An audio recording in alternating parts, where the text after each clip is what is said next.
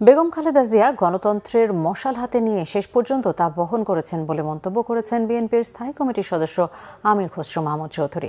জাতীয় প্রেসক্লাব অডিটোরিয়ামে বেগম খালেদা জিয়ার রুহের মাগফিরাত কামনায় জিয়া পরিষদ আয়োজিত দোয়া ও আলোচনা সভায় প্রধান অতিথির বক্তব্যকালে তিনি এই মন্তব্য করেন। তিনি জানান, বেগম খালেদা জিয়া আধিপত্যবাদের বিরুদ্ধে অবস্থান নিয়েছেন। 4 ভাগের 1% ক্ষমতায় ছিলেন, বাকিটা সময় আন্দোলন সংগ্রামে ছিলেন। জাতিকে সাহস জুগিয়েছেন। এ সময় জামায়াতে ইসলামী ও পলাতক আওয়ামী লীগের সমালোচনা করে তিনি বলেন, 1/11 সরকারের প্রতি সমর্থন ছিল জামায়াতের। স্বৈরাচার এরশাদের অধীনে এই দুই দলের নির্বাচনের অংশগ্রহণেরও সমালোচনা করেন। এ সময় জাতির উন্নয়নে তারেক রহমানকে সহায়তা করতে সবাইকে উন্নয়নের সৈনিক হওয়ার আহ্বান জানান আমির খসরু মাহমুদ চৌধুরী।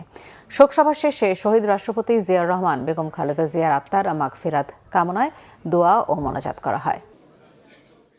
একজন নেতা শুরু থেকে শেষ পর্যন্ত একদিনের জন্য আপোষ করেন, একজন নেতা। আর বাকি যারা আছে সবাই বিভিন্ন সময়ে এরশাদের সাথে সহযোগিতা করে নির্বাচনে অংশগ্রহণ করেছেন, বিভিন্ন সুযোগ সুবিধা নিয়েছেন।